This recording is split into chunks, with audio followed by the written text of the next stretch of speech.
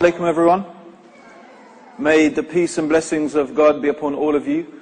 I was travelling up here today from London. Well, I didn't actually come from London today, but I came from Rossingdale near Manchester. But before that I came from London. But on my way up I was thinking, who on earth would want to come and spend their Sunday listening to some Muslims talking and whinging about how some people want to burn their book? I mean, that fascinates me. Why would anyone spend their Sunday? I mean, I know why I'm here. Now, maybe I'll share it with you. If a few of you are going to share with me why you're here today, because I'm really curious to know. So there's a gentleman, I've been looking at you, look so glum, you look so sad. I'm wondering, why did you come here today, sir? Why did you come here? Curiosity. Huh? Curiosity. Curiosity. Are you a Muslim? Why not? Because I'm who I am. Okay.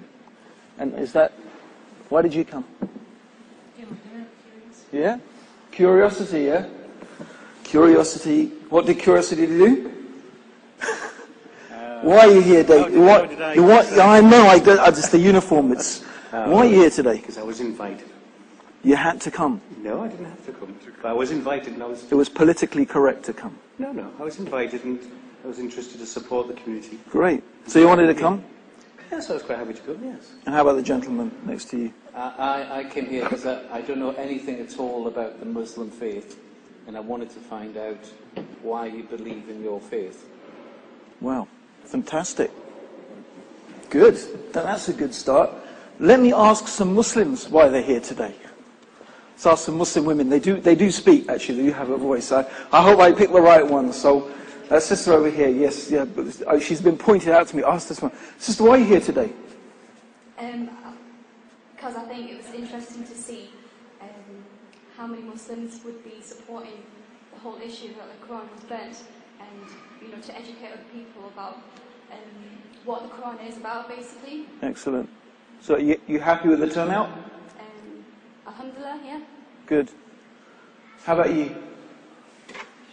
Yeah? Why are you here today? Why did you come? To find out more about Islam and other people's views. Are you a Muslim? Yeah, Why? because that's what I believe in. That's what you believe in? Okay, that's good. I came partly because my long old friend Abu Tayyib over here is a man I trust. And he does good work. He does some really good work. And if he asks me to come up, I know it's because he's made a real effort and it's important to him. That's one reason I came up here. But the other reason is, it's to do with the fact that I really care about this country. I really care about our communities. And I really care about how people think about Islam in England. That's why I'm here. Because I really want Islam to become part of English life. I really do. I don't want Islam to have to change. I don't want us to have to compromise our religion. But I do want Islam to be seen as an integral, normal part of British life. And I don't think that's an impossible dream. I don't think it's something that can't happen. Because when I hear politicians and thinkers and people in the media and professors and you hear people talking about the Judeo-Christian tradition. Have you heard that term quite a lot? The Judeo-Christian tradition. I can almost guarantee, although I have not done a research on it, and maybe I will, that this phrase is a very new phrase. You will not find Judeo being included as part of British tradition 100 years ago. Jews were not considered part of being Britain. They weren't considered part of being British. In fact, they had a status that is very similar as Abu Tayyib actually mentioned, very, very similar to the sort of almost pariah status of Muslims today. But things have changed a lot. So things can change, things can be different. It's interesting even that the right-wing groups that we've been talking about, you know, the BNP certainly make an effort to show that they're not anti-Jewish and not anti-Semitic. We've moved on from that now, you know. That's what they say. And maybe it's true, maybe it's not, but it's interesting that they feel they have to say that. So I believe, how do I think we can make a difference? I think we can make a difference by talking to each other. I think talking to each other is the key. When people tend to be afraid of the things they don't understand. I know it's a cliche, but I think it's a really true cliche, that people are afraid of things they don't understand. Because they don't understand it, they're afraid of it. When it's strange, when it's different, it makes, anything strange and different makes a person feel uncomfortable. Add to that it may seem intimidating, threatening. It makes you more uncomfortable. But when you begin to understand, why does a person think like that? Why does a person behave like that? Why does this person do what they do or not do what they don't do? What motivates them? Now with that understanding comes something that I really try to teach a lot. I try to imbibe it into my family and the people who I get to sometimes give lectures to, Muslims. A very important word that is linked to a very key state of being, it's called empathy. Empathy means being able to appreciate how another person feels. Being able to put yourself in their shoes and think how they are thinking. Empathy is very, very important. And I believe human beings are naturally empathetic. They are naturally like that. I don't believe it's the survival of the fittest. I don't believe in the selfish gene. I don't believe that what drives us is competition, reproduction, and survival. No. I think the reality of the human condition shows that that is false. How then is a human being ready to sacrifice his life for a complete stranger? Explain it to me. How do you explain to me a man falls on a railway track and there's another man standing with his two kids, the train comes, and this man is having a fit, and another man, a total stranger, dives on top of him to protect him from the train. A total stranger, even leaves his kids there. How do you explain that? How does this selfish gene explain that? How does the idea that all we're about is reproduction explain that? No, there's something much more profound about the human being. And therefore, I do want to try and explain why the Quran means so much to Muslims. And I'm going to do that by also trying to very simply explain what Islam is about. What Islam is about. And hopefully I'll be able to link it up all together in the short time that I've got. First of all, I want to ask you, if I say the word submission, just the word submission, what do you think? The word submission, does that have a negative or a positive emotional connection? When I say the word submission, what do you think? Negative or positive? Huh? If I say submission, what do you think? Is that a negative thing or a positive thing? Just generally, if I ask you, just totally honestly, I want you to be honest. Is it negative or positive? Yeah? Huh? It's positive to you? Okay. But I think, would you think generally in British society, the word submission, what do you think? Most people would say it's positive or negative. Almost universally it's negative. I believe, almost, not everyone, but most people have a negative association. So when a Muslim says Islam means submission, and why, by the way, is it negative? Why? Because we believe that we live in a free society. Right? We believe we live in a free society. So if a Muslim comes along and says, well, we believe in submission, Islam means submission. Well, the person's saying, well, you believe submission, I believe in freedom, so why would I be interested in submission? It's generally a negative thing. However, let's actually examine this concept, and we'll get to the Quran and how it fits in a minute. Every society throughout history is trying to find a balance between two competing and almost paradoxical, maybe contradictory ideas. Number one is individual freedom. Most of us would agree that it's good for an individual to be free. True or not? As an idea, it would be great if we could all be free to do whatever we liked.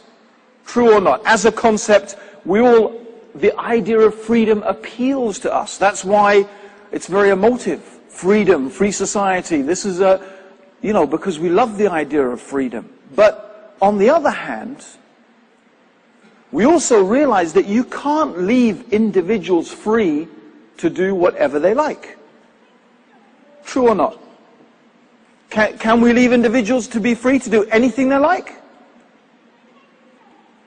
We asked the policeman, what do you... You can't leave people free to do... You can't, can you, right? There has to be some restriction. In order to protect society, so we limit the freedom of the individual in order to protect society. That's it. But here's the question. Where is the limit? Who draws the line? Who says and who decides when the limit of the individual ends in order to protect the society? Where does it begin? Where does this one begin and this one end? This is the big question, right? For many years I used to go down to Speaker's Corner in Hyde Park in London, and I would give speeches there about Islam. And one of the things that I was often challenged on was the issue of Muslim women's dress. And I was, in Speaker's Corner, you don't have much room except for rhetoric and, sort of making your point strongly. It's not a place for a subtle, nuanced discussion with someone, you stand up and you have to shout. But anyway, so the point is that I was being challenged about, so there was a particularly vocal young American girls, talking about Muslim women and the way they dress and this and that and whatever. And so I changed the frame with them. I said to them, okay, I've got a challenge for you. Take off all your clothes and walk down naked throughout the park. So then they stopped. They were quiet. I said, you won't do it, will you? No. I said, I have to tell you something, by the way, that if you did that, you would be arrested. You would be arrested for indecency. So you're not free to dress or undress any way you like. There are still rules in this country about how much a woman can show. And by the way, what a man can show and what a woman can show, even in this country, are different. It's different. I can walk down the street with just my shorts, right, and nothing on my top.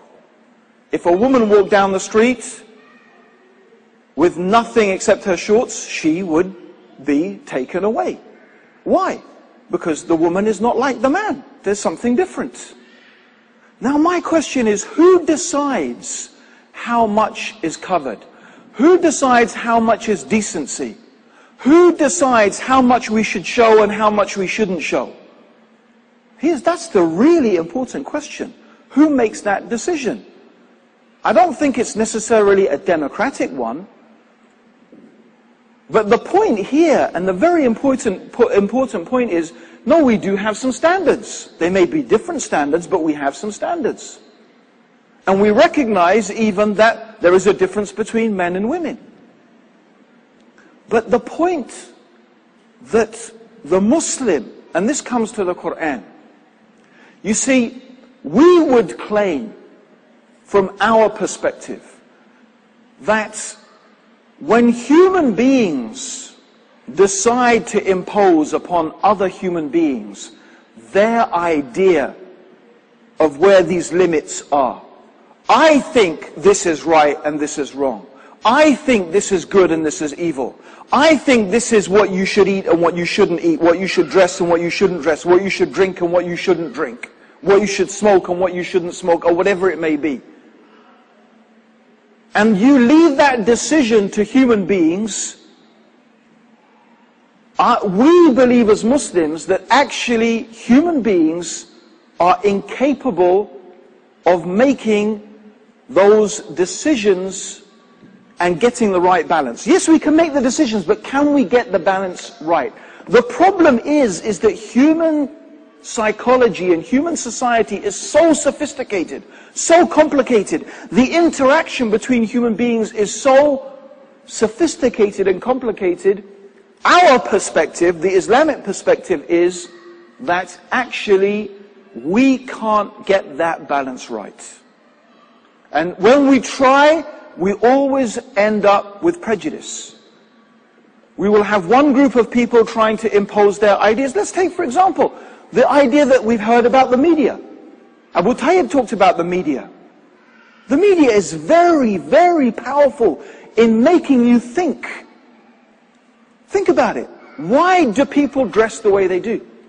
Why do they wear this type of shirt, this type of dress, this type of makeup, this type of haircut? I'll give you an example. My wife bought a dress last year for £46 from a designer. This designer happens to be the person who designs clothes for Kate Middleton. Who, you know now who Kate Middleton is, right?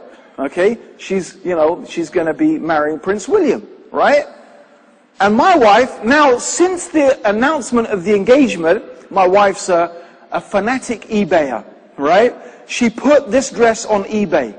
Take a guess how much she sold that, and she mentioned designer to Kate Middleton in her very clever advertising thing. Guess how much she sold the dress for? Take a guess. Huh? No, not that much. But she doubled it. It's more than doubled it. £146. That's just. So think about it. What made people think that this dress was worth buying? This is the influence and the power of the media. But isn't the media responsible for selling us things? Doesn't most of the revenue of the media come from advertising? And the advertising is encouraging us, buy this, buy that, have this, have that. What does that say about the way we are being taught to think, or perhaps not think as a society? It's quite scary if you allow yourself to sit down and ponder over that, those influences. These are the things that are now controlling what we think is right, what we think is wrong, what we think is, appropriate, what we think is inappropriate. And I was listening to a program and they were talking about, you always hear about film artists, they always want to push the limits. Push the limits. And I was thinking, push the limits. How far are you going to push the limits? Before, in film, a man and a woman in the 1940s, they were not allowed to sit on a bed together. They're not even allowed to sit on a bed. And then they sat on the bed. Yeah? And then they moved a bit closer. And then they kissed each other. Right? And now it's full-on frontal nudity. And it's there. It's basically pornography. And I think, and they want to push the limits. What's the next limit? Bestiality? What's the next limit? Torture? Well, they've already done that now. There's no limits. And this is the stuff that we end up watching. This is the stuff our kids end up watching. And it has no influence. It doesn't affect. Who dares say it doesn't influence and doesn't affect? Why do they spend millions of pounds advertising if what you see on the TV doesn't affect you?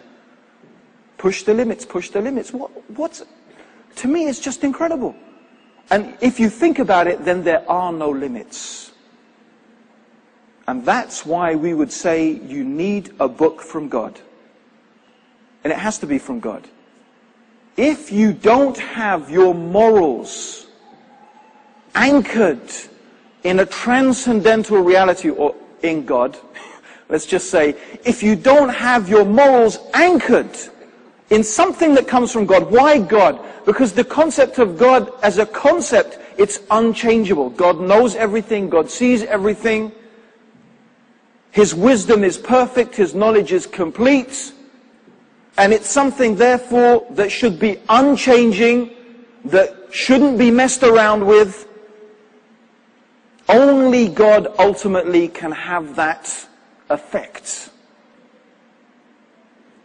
And if you think about it, if you don't have your morality anchored in such a concept, whether it's the Bible, whether it's the Quran, whatever it may be, if you think about it deeply, you will realize that you have no real morality.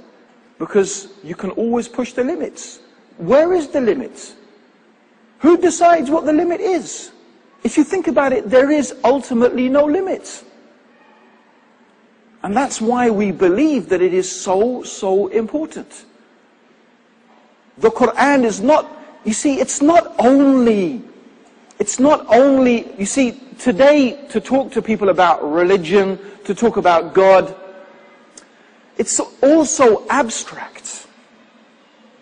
You know, it's so accepted that, you know, your religion is your own personal thing. And it doesn't really affect your life that much.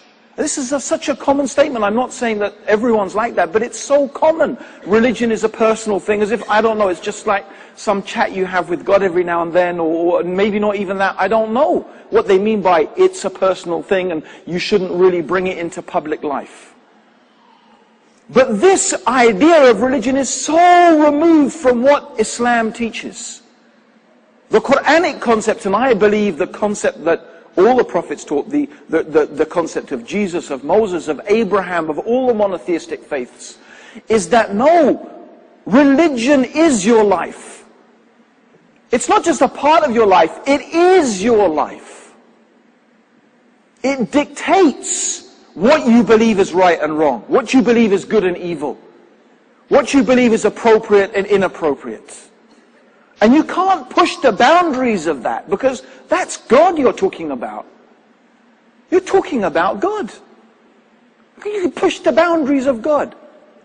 How arrogant is that for a human being, a little human being? We are specks on a planet that is a speck, in a universe that is a speck.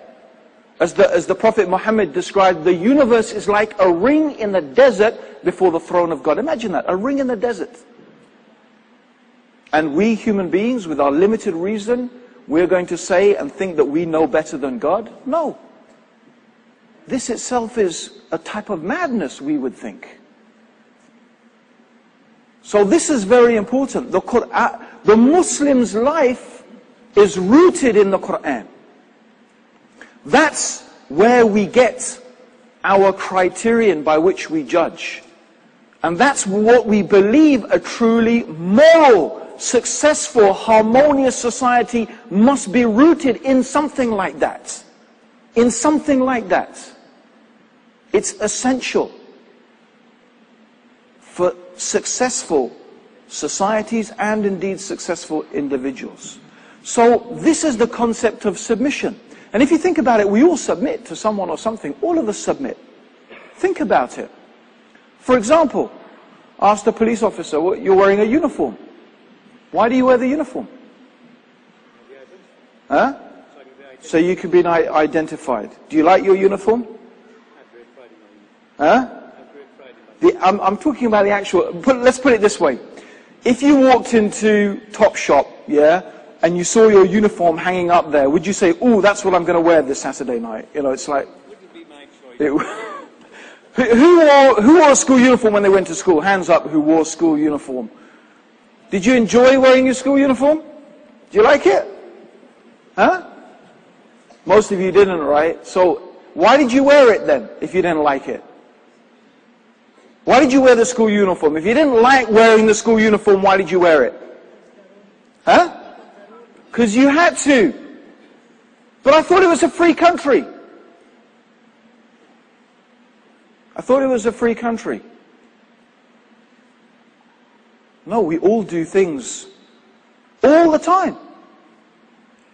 There's things that okay, so what is it when you do something that you don't want to do because you have to? What do you call that?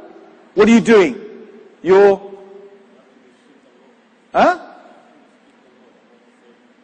submitting, right? I give up what I want. I want to wear these nice clothes. I want to wear this, but I'm going to give up that because, well, that's the rule. Or maybe you do it. Let's think about another situation. Maybe you surrender and you give up because you love somebody. Yeah? I mean, inshallah, I hope, God willing, that, the sisters here love their husbands. Yeah? And the husbands here love their wives. I'm hoping that's the case. Yeah? So it's normal, isn't it? It's normal. You love your children. You love your children, right? But it's not always you want to give up your day. Maybe you want to give up your weekend. Maybe you want to play football. Maybe you want to go mountain biking like me. Or maybe, I don't know, whatever it is you want to do. But you know what? You give up some of that time because you love your kids and you want to do something for them and you want to make them happy. That sometimes you give up because you love someone. You surrender. You submit. You can submit out of love. And sometimes you submit out of fear because I'm afraid what's going to happen to me if I don't do this or if I don't do that. And sometimes you do it because, wait a minute, I just know that's the right thing to do. Now, if you think about it deeply, think about this deeply.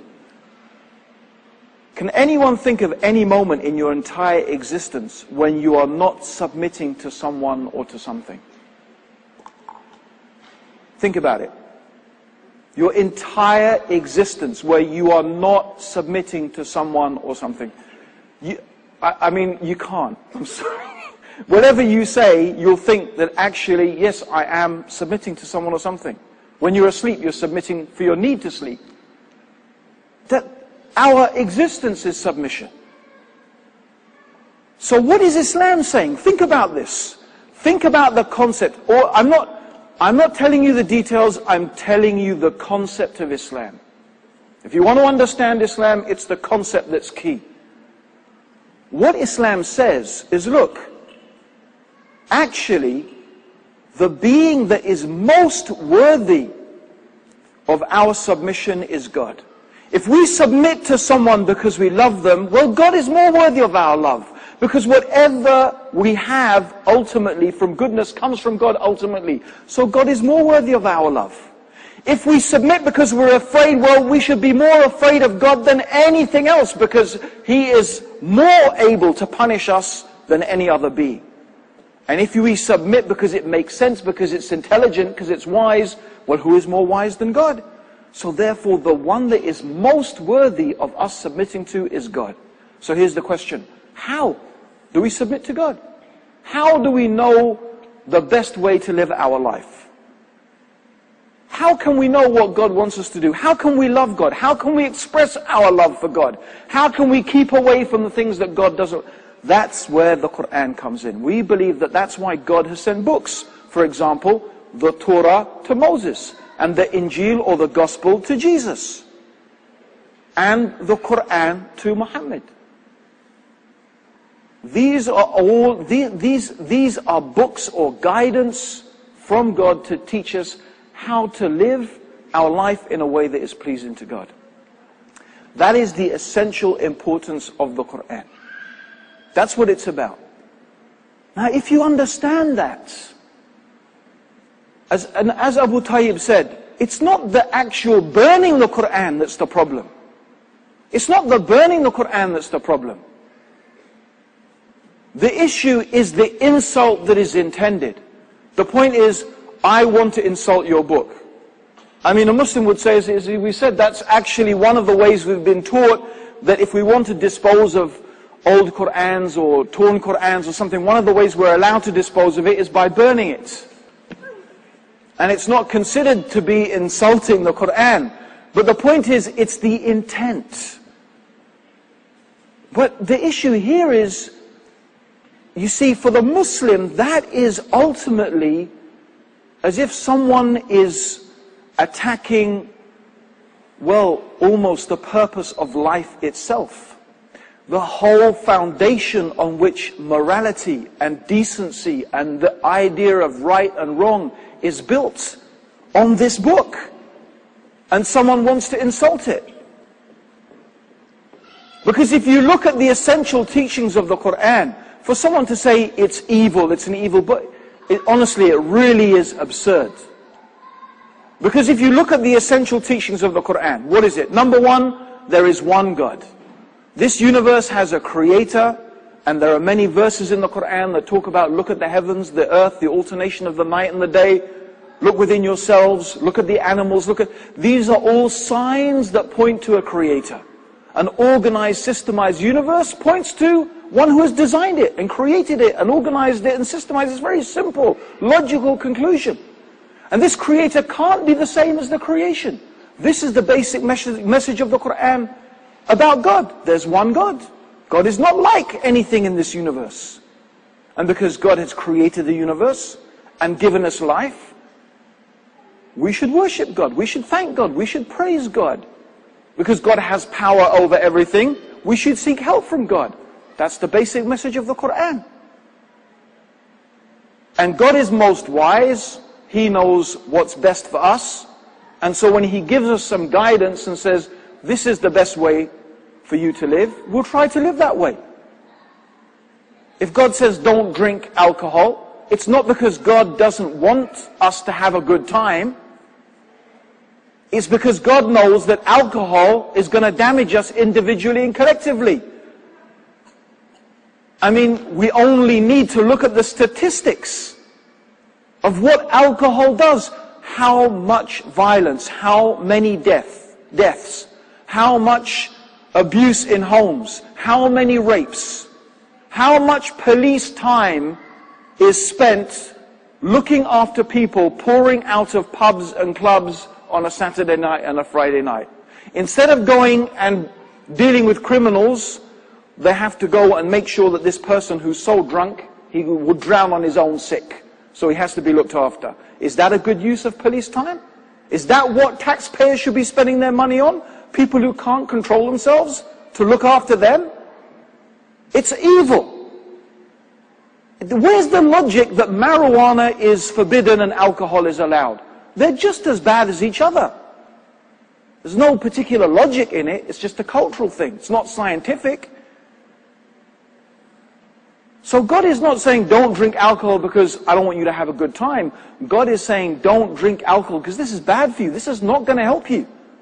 It's not going to help you be a better human being. You're not going to be better because of drinking alcohol. You're not going to improve the world and make the world a better place by drinking alcohol. You're not. And it won't make you happy. So leave it. It'll be better for you. That's what the Quran says. And this is the case with everything. God knows best. Okay? So this is the Quran. It's this book of guidance, this wisdom from the Creator. And that is what the Muslims base their life on, that. God's guidance. So we do our best to follow it. And that is the way that the human being will lead a good and a happy and complete life. And there is a very, very important thing that I want to finish on. Very, very important concept.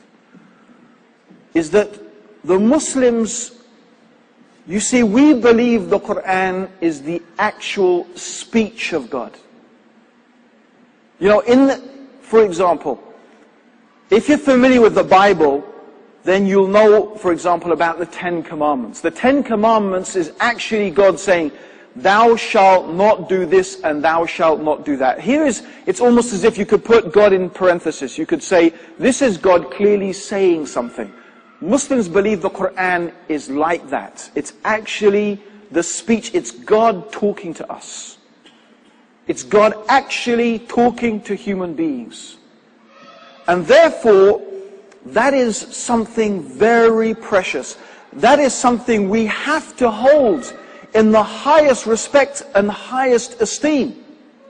Because when we respect it, when we hold it in that high esteem, that will ensure that we have a very positive attitude towards acting upon it. That's the wisdom behind that. I always remember a friend of mine from the Arabian Peninsula, from actually Dubai. And when he came to my house, if he ever saw the Quran underneath any other book, he would pick it up and he would put it on top. And I would say to him, Jamal, is that Islam? Does Islam say it has to be like that? Is it forbidden? Is it a sin to put other books on top of the Quran? He said, no. He said, it's not a sin. He said, but I just don't like. You know, he didn't like the concept in his mind that any book should be above God's book. Because what God says is, it's just, you understand, it's a linking, it's a concept. The concept that what God says is more important, put it on top. It's this connection between what you do with your body and what you feel in your heart. And by the way, this is, I mean, it's so fascinating if you study psychology and many of the research that has been done now into human behavior. This is exactly what they've discovered. There is this very powerful and strong link between your physiology, between how your body is and your state of mind. So even, for example, try this, just try it. Totally aside from our conversation, just something to, you know, if you're feeling down, you're feeling a bit depressed, just try this. Make yourself smile. Just make yourself smile. Yeah? Make yourself move like a happy person. Happy people are jolly and they move around and they smile and they're like this, right? And force yourself to be happy and jolly. And you know what you'll find? You will start feeling happy. This is a fact that they found. If you behave in a certain way, you will start to feel that way. This is very important. Okay? And I think if you think about that, then you can see why treating the Quran respectfully is very, very important for Muslims. Because the way that we physically treat it respectfully is making a link in our mind between the status that we give what this book says in our life. And that, as I said, is what the life of the Muslim is based upon. And it is not religion as you may think of it. It is really a way of living. It's really what our life is about. It's this communication from God to all mankind. And also, by the way, Muslims don't believe the Quran is just for Muslims. We believe it's for everybody. It's a book for all mankind. The Prophet Muhammad is called Rahmatul Alameen. He's a mercy to all, not even the mankind only. Every single living creature. The book is supposed to be, the Quran, a book of mercy. You know what? I'm going to finish on something I think is very simple, but immensely profound. It's profound for me personally, and I think it's profound generally, about the Quran. Every single chapter of the Quran, there's 114 chapters in the Quran. Right? Every single chapter of the Quran, except one. Every chapter begins with this phrase, Bismillahir Rahmanir Rahim. Which means, in the name of God. Allah is not the Arab God or the Muslims' God. Allah is just the Arabic name for the one God who has created everything. If you open a Bible in Arabic, guess what they call God? In the Christian Bible, in Arabic. God is called Allah. Christian Arabs call God Allah. Jews who speak Arabic, they call God Allah. It's just the Arabic term for God. Like Dieu in French or Gott in German. So, Bismillah, in the name of God. The one God. Ar-Rahman, Ar-Rahim. And what do those two words mean? Ar-Rahman, these are two names of God. Ar-Rahman is the merciful. Yeah? And this mercy is a type of mercy that has some conditions to it. The rahmah or the mercy of God, God is merciful to all the creatures. But if we disobey God, if we immerse ourselves in disobedience to God, if we constantly behave in a way that degenerates ourselves and our communities, then this rahmah, this mercy is taken away. And it's exchanged with punishment. So we wouldn't say that God's mercy is absolute in that sense. No, God is merciful to those who take the path of seeking God's mercy. But Ar-Rahim also means merciful, but it's a different type of mercy. It's a constant mercy. Ar-Rahim is a mercy that is constant and is always flowing. And that mercy, as the scholars explain, are for those people who are immersed in that connection with God, who are immersed in living their lives and trying to live their lives in a way that is connected with God. When they live like that, even if they go off till now and then, no, still that is a constant mercy of God. So how could anyone, looking at the Quran, seeing at the top of every single chapter, Ar-Rahman Ar-Rahim, Ar-Rahman, the merciful, the mercy giving, how could we say that the Quran then is a violent book, an evil book? No, it's about mercy. God is about mercy. God is about love. God is about forgiveness. God is about repentance. These are the themes that come up again and again and again in the Quran concerning God. And those are also the qualities that Muslims should imbibe into their life. And that is also the quality, my brothers and sisters, I like to say to you, because since most of us are Muslims, that is also the quality that we need to display to others, to people who are not Muslim.